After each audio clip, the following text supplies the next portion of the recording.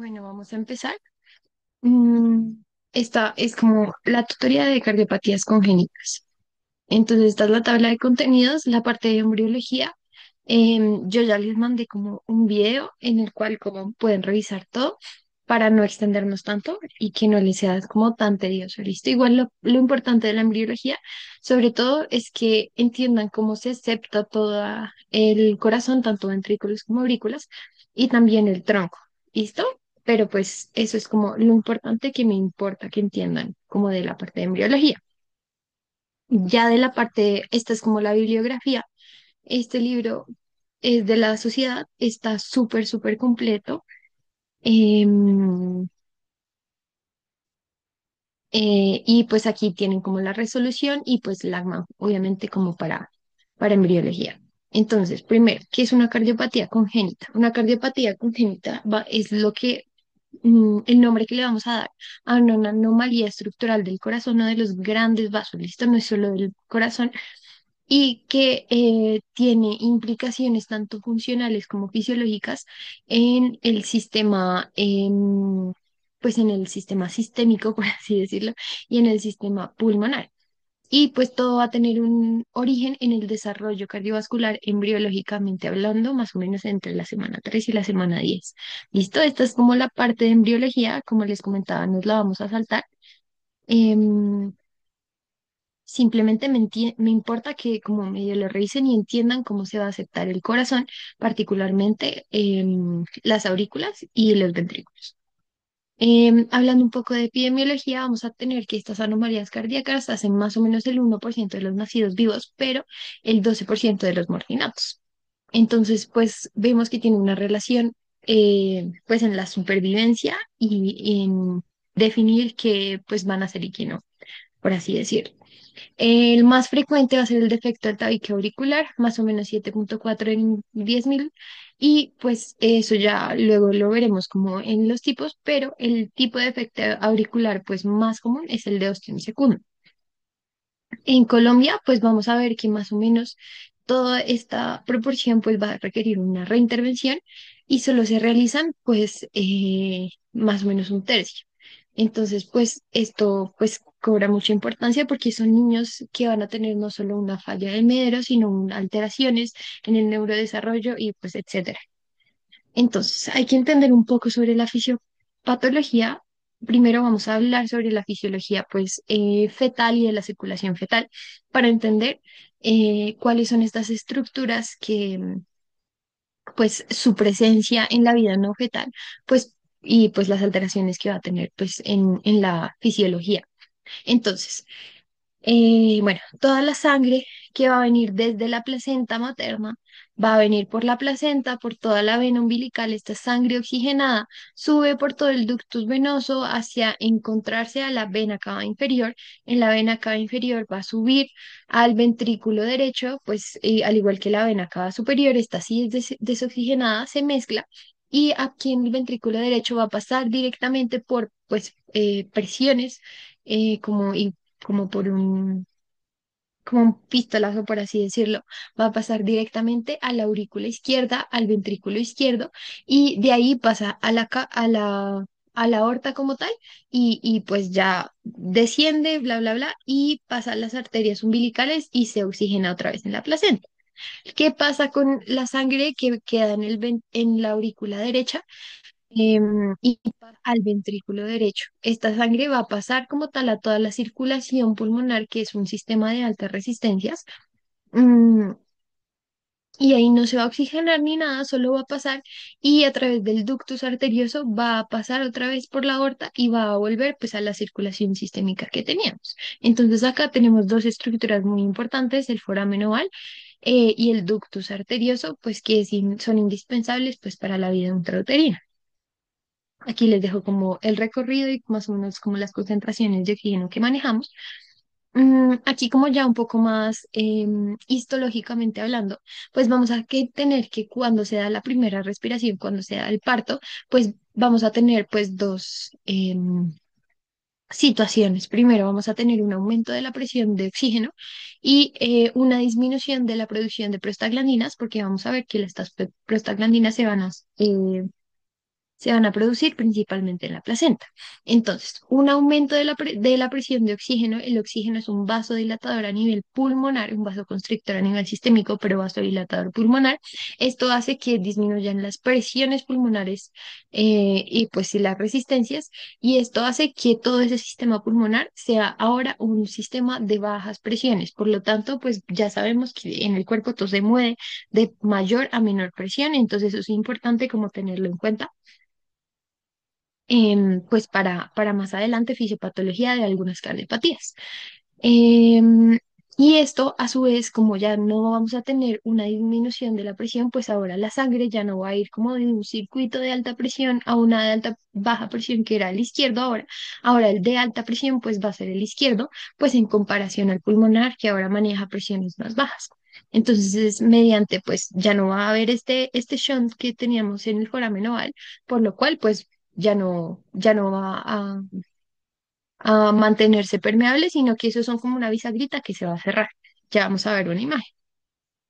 Em, bueno, y ahí pues con la disminución de las prostaglandinas, pues vamos a tener que se va a cerrar el ductus arterioso tanto por la acción de la disminución de las prostaglandinas como pues por el oxígeno. ¿Listo? Ahí espero que haya quedado todo súper claro. Bueno, y entonces ahí tenemos el foramen oval, tiene un cierre como fisiológico, como les explicaba los primeros días, y el ductus arterioso, pues también los primeros días. Entonces, primero, para el enfoque de las cardiopatías, ustedes lo primero que tienen que hacer es un tamizaje de todos por resolución colombiana a todos los niños. Antes del egreso, preferiblemente 24 horas antes, que es cuando se va a cerrar las diferentes estructuras fetales como tal. Y pues por eso es necesario como tamizarlos antes, pues porque vamos a ver que la permanencia de estas estructuras a veces es necesaria en algunos casos. Entonces, se hacen todos los niños recién nacidos asintomáticos entre las 18 y las 48 horas, y vamos a seguir este algoritmo de acá y los siguientes que les muestro, pues que son los que usamos en Colombia. Entonces, ¿ustedes cómo lo van a hacer? Van a medir la oximetría preductal y posductal. Preductal, esto hace referencia a todas esas circulación, esa oxigenación que tenemos antes del ductus arterioso, que usualmente lo vamos a tener posterior a las ramificaciones del arco aórtico. Preductal derecho, vemos que esta rama, que la subclavia, pues va previo al ducto, y postductal, pues es todo lo que tenemos, las ramificaciones posteriores de la aorta descendente. ¿Listo?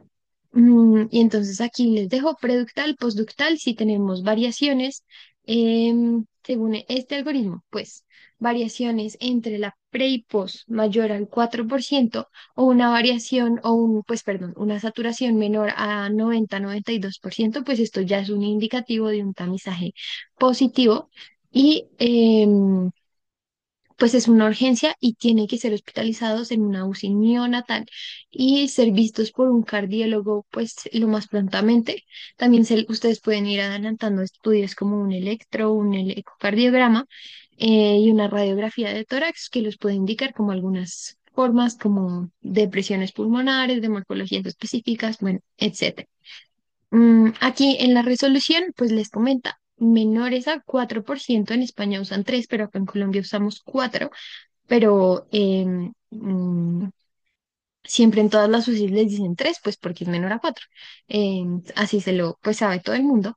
Y los puntos de corte dependen de la altura.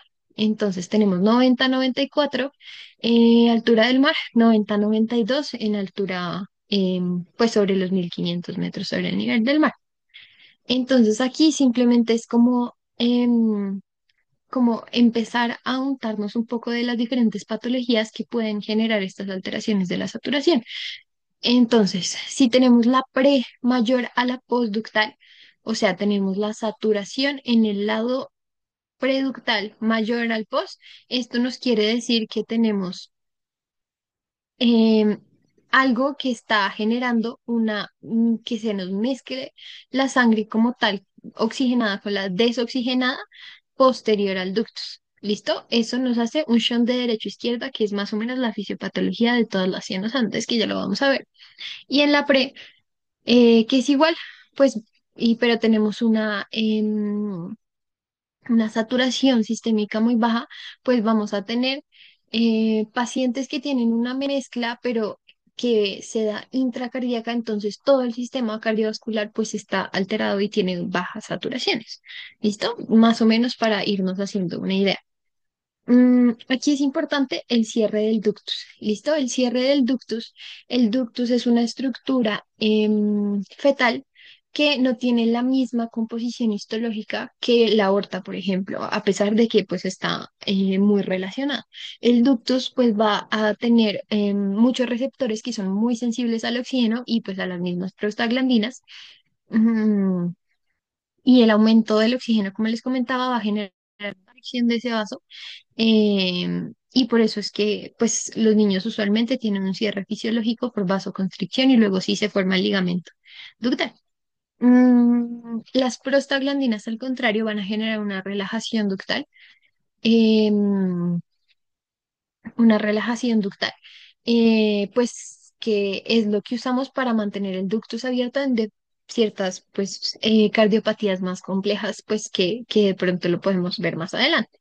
¿Listo? Entonces, estas cardiopatías que son ductus dependientes, pues para que entiendan más o menos la fisiopatología, vamos a tener pues el ductus dependiente para que la circulación pulmonar pues sea permeable como tal. Por ejemplo, tenemos una estenosis pulmonar grave.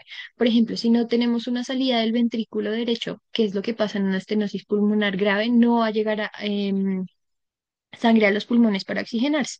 Entonces lo que pasa es que usualmente estas cardiopatías pues son dependientes para la supervivencia de una comunicación interventricular. Entonces pasa la sangre aurícula derecha, ventrículo derecho, no puede salir por la pulmonar, entonces pasa directamente pues por esta comunicación y en la comunicación pasa todo el sistema pues de la aorta, el sistémico. En la aorta, con el ductus arterioso, va a hacer un shunt reverso hacia la circulación pulmonar y pues esta es la forma en la que se mantiene como tal la circulación pulmonar. Pues es anómalo, pero es una forma paliativa manteniendo ese ductus arterioso que asegure la oxigenación de la sangre. Pasa algo similar en la circulación sistémica, solo que ahora tenemos la estenosis aórtica, entonces piénselo al contrario.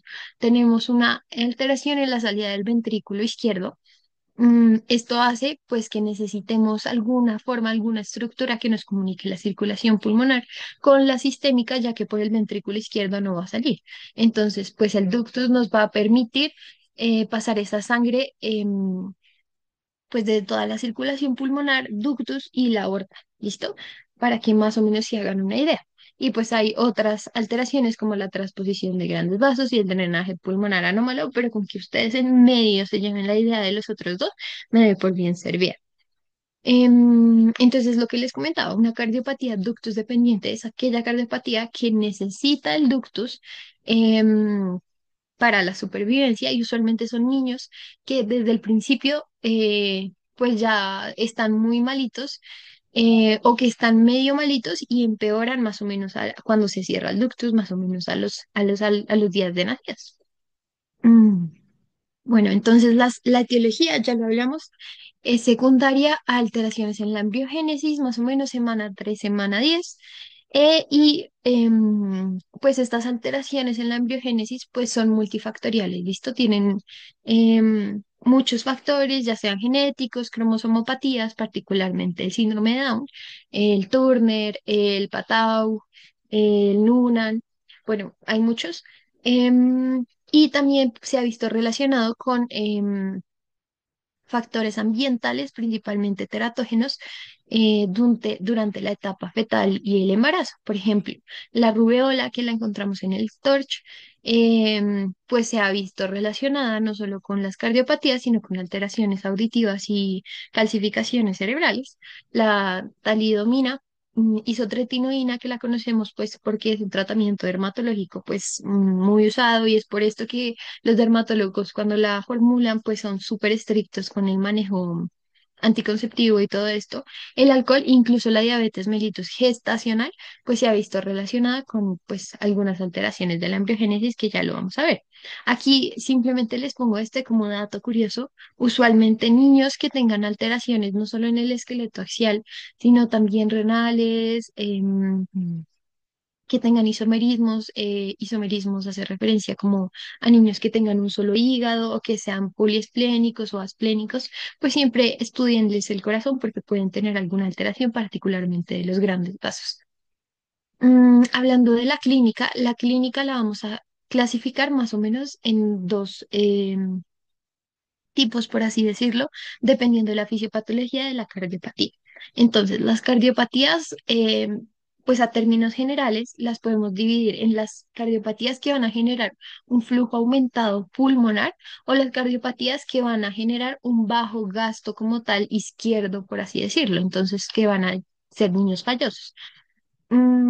Y pues esto los vamos a encontrar como de ancianos antes, no ancianos antes, que lo vamos a ver más adelante, pero quiero que ustedes se lleven en la parte de clínica como esos dos espectros. Pacientes que tienen una hipertensión pulmonar, que tienen un flujo pulmonar aumentado, mm, por lo cual ustedes los van a encontrar súper fatigados, con fallas de medro, a veces pueden generar crisis hipóxicas por contracciones pues de algunas, del infundíbulo, de algunas partes del corazón, que generan hepatomegalia por esa pues regurgitación de volumen.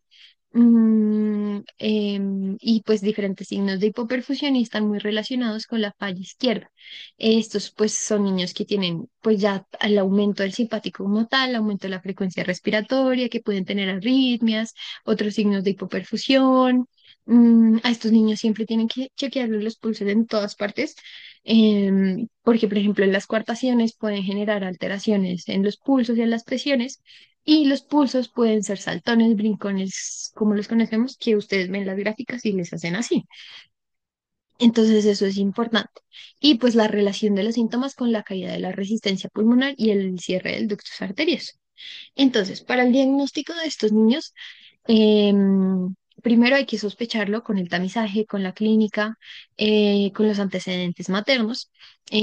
Y el diagnóstico, el gol estándar, es un ecocardiograma y estos niños siempre, ya lo hemos hablado, electrocardiograma y radiología, porque en la radiología ustedes pueden ver la cardiomegalia, la pletora vascular pulmonar, y también les pueden ver morfologías específicas de tipos de cardiopatías que ya todos hemos escuchado, que el sueco, que el huevo, que el muñeco de nieve. ¿Listo? Que si quieren luego les mando como una imagen como para que lo tengan.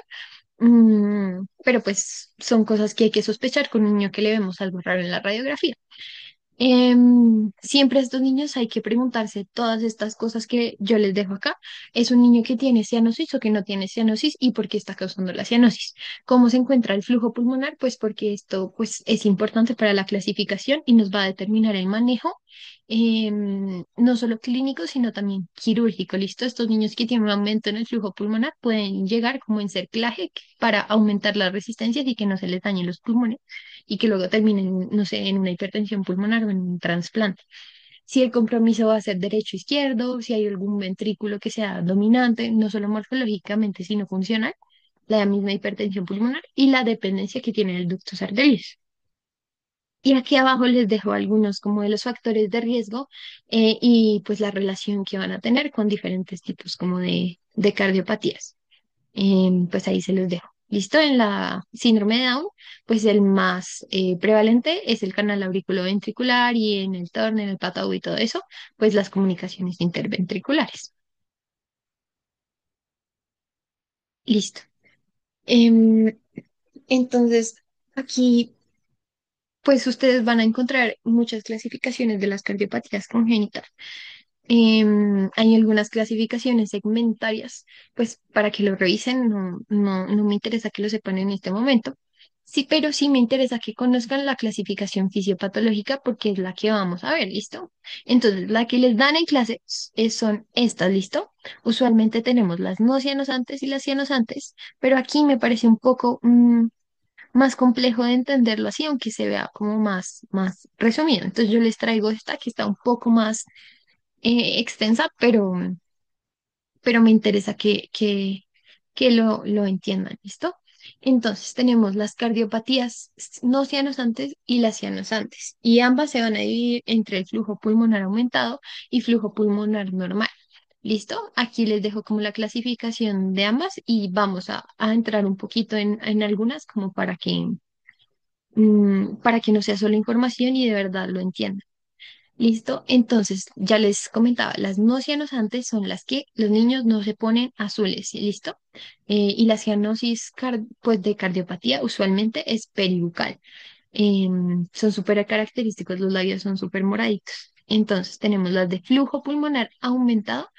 em, y las de flujo disminuido.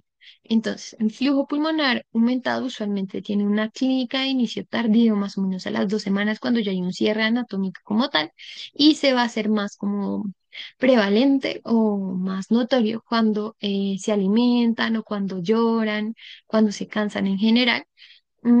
Y lo que les comentaba, tienen un flujo pulmonar aumentado por una disminución de las resistencias y que todo se va a ir a ese sistema de bajas resistencias, pues por diferencia de presiones. Mm, entonces vamos a empezar como con algunas, con las más básicas, las más fáciles de entender, pues para que nos empapemos un poquito. Entonces, primero tenemos la comunicación interventricular. En la comunicación interventricular lo que pasa es que va a haber un hueco como tal entre ambos ventrículos y va a ser lo que pasa embriológicamente es que dependiendo de dónde tengamos el hueco, ya sabemos que tenemos el tabique muscular y el tabique fibroso, pues el tabique fibroso viene de estos cojines, mientras que el muscular ya viene como tal de todo el músculo perical. El endocardio y todo esto. Em, Aquí pues lo que va a pasar es que ya sabemos que el ventrículo izquierdo tiene más presión que el derecho, entonces vamos a tener este movimiento hacia este lado y esto nos va a generar un aumento del volumen de las cavidades derechas y todo este volumen pues va a pasar a la circulación pulmonar y aumenta el flujo pulmonar como tal. Al aumentar pues el volumen del ventrículo derecho, también podemos generar una insuficiencia mitral em, y tricuspidia, pues porque va a jalar como tal todo el tabique y pues todo, y pues eso es lo que pasa. Aquí les dejo como el diagrama, más o menos, para que lo tengan a la mano. Vamos a hablar que usualmente son de un curso benigno y vamos a calcular los flujos pulmonares y sistémicos y pues la relación nos debe dar menos a 1,5 para no requerir ninguna intervención. Mm, Dependiendo del tipo de comunicación interventricular, esto no me interesa que lo sepan, pero simplemente como dato curioso que recuerden que las musculares son las más comunes y son las que van a tener un cierre espontáneo, porque el músculo pues se contrae y como que jala los huecos y los tapa, como para que lo tengan en cuenta. El tratamiento usualmente es expectante, a menos que tenga una repercusión hemodinámica muy, muy amplia. Em, y a estos pacientes usualmente se les hace controles nutricionales, se les puede hacer manejo antifalla, pero pues lo más común es que nunca necesiten nada, solo seguimiento pues para ver que se vaya cerrando. Y quirúrgico, usualmente esperamos a que los niños tengan una talla y tamaño adecuado, pues porque son cirugías de corazón abierto que necesitan ser cerradas. Por ejemplo, en la cardio, ellos por protocolo siempre la usan cirugía abierta, no usan como vamos a ver en las sellas, como un sombrerito para tapar el hueco, no, ellas las hacen todas abiertas. Entonces, pues por eso necesitamos que estos niños tengan una buena ganancia ponderal y un buen peso para que no se nos vayan a quedar pues en el ECMO. Luego tenemos las sellas son las comunicaciones interauriculares. Estas pues son muy parecidas a las EIBs. Vamos a tener un shunt de izquierda a derecha pues por las mismas presiones. Las sellas las podemos tener pues en diferentes ubicaciones, tipo ostium primum, ostium secundum, seno venoso, em, o el seno coronario, ¿listo? Y esto está muy relacionado con la embriología y la tabicación que tenemos entre las aurículas. Es muy parecida como la fisiopatología entre los ventrículos, pero entre las aurículas también vamos a tener un aumento del volumen porque todo lo izquierdo se nos está yendo hacia lo derecho. Mm, y el tratamiento también depende de la repercusión hemodinámica. Usualmente el cierre espontáneo es en las menores de 8 y aquí está lo que les comentaba sobre los tipos, ¿listo? Entonces recordemos que la tabicación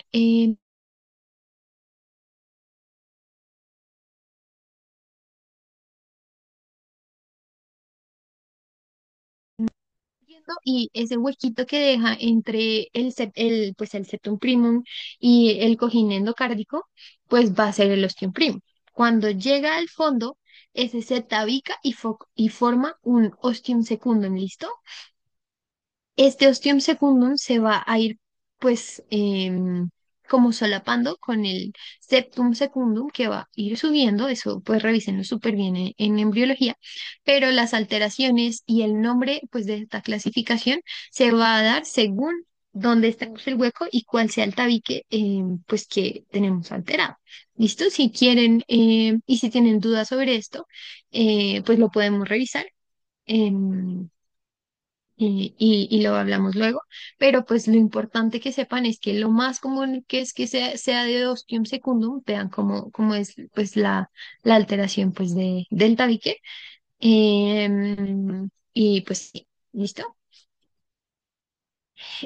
Bueno, luego tenemos el ductus arterioso persistente. En el ductus arterioso persistente vamos a tener que el cierre anatómico como tal para luego dar el ligamento pues se da más o menos a los 30 días.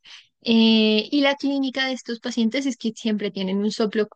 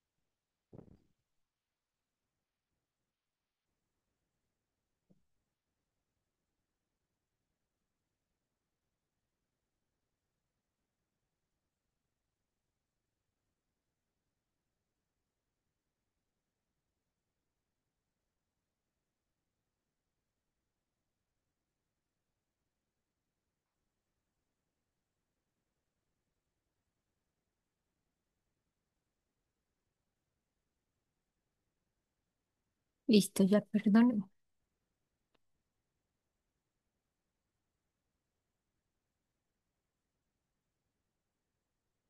Listo, entonces vamos a seguir con el ductus arterioso. Entonces, lo que les comentaba, esta es como, tiene una clínica súper florida porque van a tener el soplo holosistólico, o sea, es un soplo casi que continuo en todas las sístoles, mm, y los pulsos súper saltones. em, pues porque es un ducto en el que tiene un aumento de la resistencia como tal. Mm, en esta, lo que pasa es que cuando tenemos el ductus, la sangre va a fluir desde la aorta hacia la pulmonar y vamos a tener un robo como tal de sangre por el ductus. Esto genera pues que estos pacientes tengan una isquemia como tal pues, en diferentes órganos como renal, gastrointestinal, y un síndrome de robo pues vascular como tal.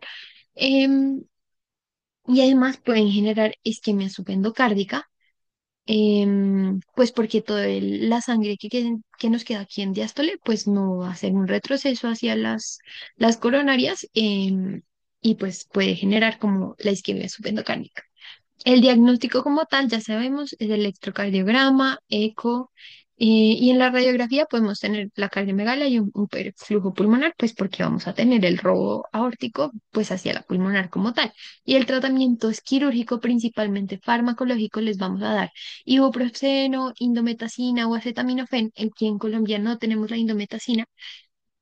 Incluso he visto que a veces les ponen ASA, pues porque inhibe la COX. Y nos permite pues cerrar el ductus como tal. Y pues en caso de que esto no sea suficiente, pues el cierre puede ser por hemodinamia y ellos les meten como un cablecito como para cerrar el ductus como tal. El cierre quirúrgico está indicado cuando pesan menos de 8 y cuando el ductus arterioso es súper grande y lo pueden cerrar por hemodinamia. Luego en las cianosantes, en las no cianosantes en las cuales tenemos una obstrucción del flujo como tal, usualmente son las estenosis que no son tan severas porque cuando ya son severas pueden ser como incompatible con la vida, a menos que tenga como la comunicación, que es lo que les comentaba, que eran ductos arteriosos dependientes.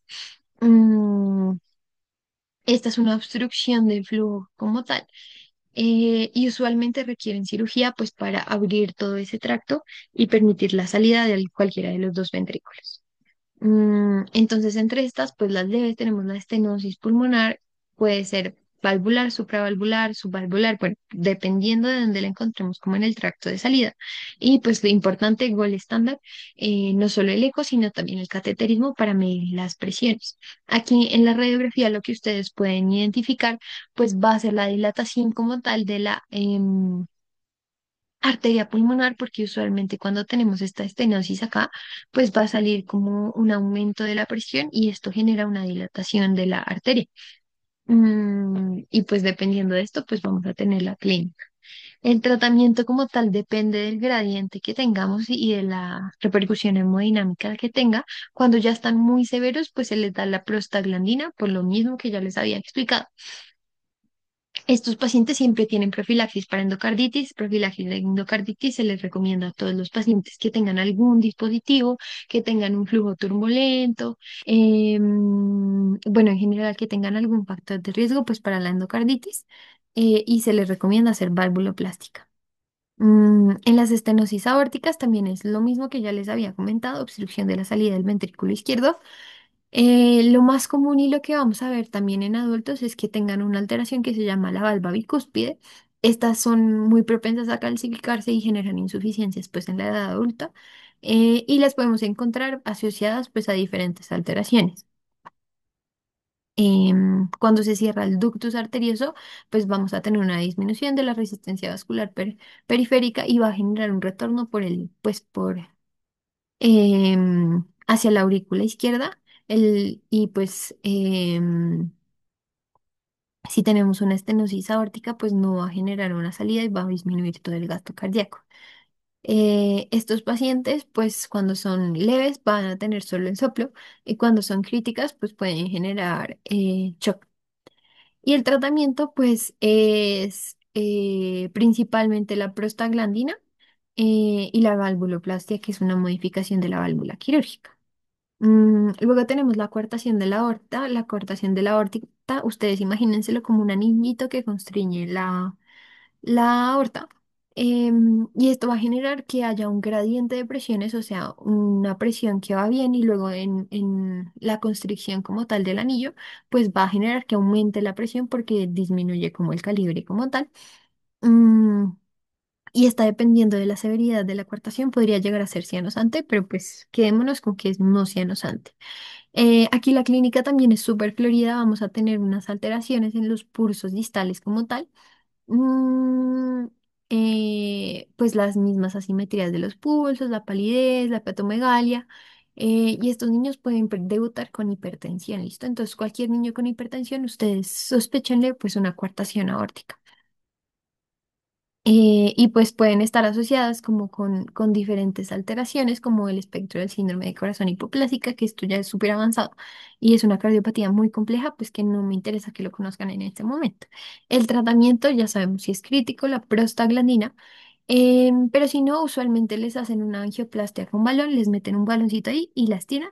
Y ya pues corrige el defecto, si no, los abren y les hacen una remodelación de la aorta. Mm, Listo. Pasando ya a las cianosantes, lo que pasa en las cianosantes, em, pues vamos a ver que para que se dé la cianosis lo que tenemos que tener es una disminución como tal de la saturación, em, pues en los tejidos como tal. Esto se da porque hay una mezcla como tal, un shunt de derecha hacia izquierda que genera que la sangre desoxigenada se mezcle con la oxigenada. Perdón.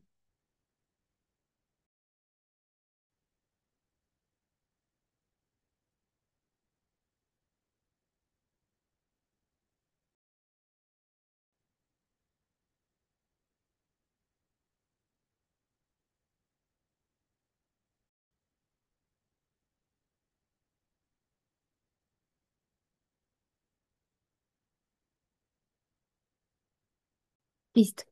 Que se mezcle con la oxigenada, por lo cual, pues esa mezcla de desoxigenada con oxigenada, pues va a dar desoxigenada. Aquí es importante que ustedes entiendan la fisiopatología, pues, y el funcionamiento del test de hiperoxia. Es un test en el cual vamos a aumentar la presión de oxígeno, pues ya sea por cánula, bueno, etcétera. Y si vamos a tener una variación de la saturación, pues es más pulmonar. Si no tenemos variación, pues porque está mezclando, es una barrera anatómica como tal, pues es más cardiogénico. Em, Estos niños usualmente ustedes los ven azulitos, pero ellos no tienen una dificultad respiratoria, pues porque usualmente han vivido toda la vida con esto y aprenden a trabajar de esta forma. Entonces, hasta que tú no lo comparas con un niño sano, no, ellos no te van a decir que tienen como la disnea como tal. Usualmente tienen concentraciones súper altas de hemoglobina y están policitémicos, ¿listo? Para que lo tengan en cuenta. Las cianosantes también las vamos a clasificar entre disminuidos o aumentada del flujo pulmonar. em, y pues ya lo vamos a ver. Listo, entonces la primera y como la que pues la que más pueden encontrar en la clínica, entre comillas, es la tetralogía de Fallot. La tetralogía de Fallot, como dice su nombre, es una tetrada, en la cual tenemos una estenosis pulmonar, en la cual además vamos a tener una comunicación interventricular, pues de gran tamaño o maligna, que va a generar un cabalgamiento como tal de la aorta. Llamamos cabalgamiento y en general del truncus, cuando hay un movimiento paradójico mayor al 50%, y esto además genera una hipertrofia del ventrículo derecho. ¿Listo? El cabalgamiento pues, se relaciona con un tabique mal alineado, pues en relación como a las estructuras del truncus, que serían el tronco de la pulmonar y la aorta. Estos niños pueden generar mucha sintomatología y hay muchos tipos de tetralogías de Fallot, pero lo que quiero que se lleven de acá es que usualmente, pues, la clínica va a depender, pues, de la obstrucción que tengamos de la pulmonar y también de la obstrucción que tengamos, pues, por el cabalgamiento de la aorta. Mm, pero, pues, simplemente vean que, pues, por la comunicación interventricular, pues, se les va a mezclar toda la sangre y las presiones que van a manejar en esta parte, pues, del sistema van a ser muy altas. Aquí, pues, se los dejo. Entonces, la clínica usualmente son niños que tienen una cianosis muy marcada, con un soplo sistólico y pueden generar crisis hipóxicas. Las crisis hipóxicas son una emergencia médica y estos niños se generan porque tienen una contracción, una vasoconstricción, particularmente en el infundíbulo, aquí en la pulmonar. Esto hace pues que literal no les pase nada y no se oxigene absolutamente nada. Estos niños, pues si quieren, luego les mando como algunos artículos hablando sobre crisis hipóxicas, pero aquí lo es importante, no solo el oxígeno, sino vasodilatadores y morfina también les ayuda un montón. ¿Listo? Para que lo tengan en cuenta. Estos niños usualmente se van de reconstrucción completa. Entonces aquí importante como en las radiografías es el famoso zapato sueco. Véanlo que se va a elevar un poquito pues el ápex cardíaco a expensas pues del volumen del ventrículo derecho y vamos a encontrar pues la misma plétora de la vasculatura pulmonar. Aquí pues les dejo, usualmente estos niños, los intensivistas los ponen como en posiciones que aumenten el retorno venoso, pero pues ahí como que se los dejo. Ya terminando como las otras cianosantes, tenemos la atresia tricuspide, en la cual pues también vamos a tener el shunt derecho e izquierdo y está muy relacionado con el corazón derecho hipoplásico. Ese pues no me importa como que sepan mucho de esto, simplemente como que escuchen que existe igual que la anomalía de Epstein. En la anomalía de Epstein pues vamos a tener que las valvas como tal tricuspidia se van a encontrar mucho más inferiores y esto hace que disminuya el tamaño como tal que tiene el ventrículo derecho. em, y pues se van de corrección quirúrgica, la verdad. Vean más o menos dónde están ubicadas, como para que lo ubiquen.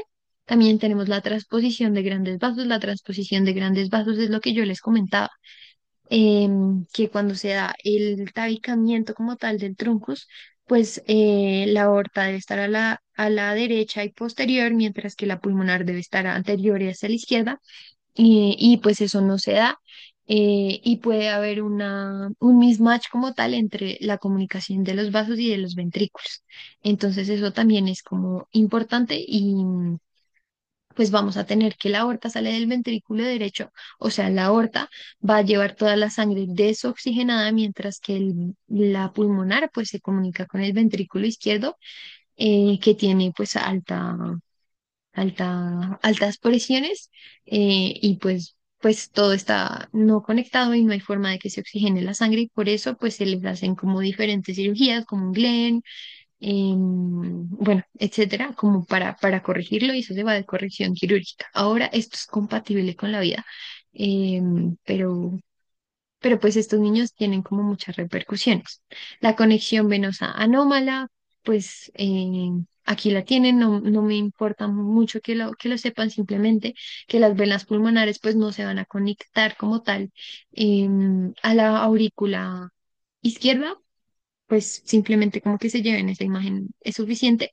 Y el truncus arterioso, en el cual pues no vamos a tener un tabicamiento como tal entre la pulmonar y la aorta, y todo se va a mezclar ahí. Listo, esos niños pues se van también de corrección quirúrgica.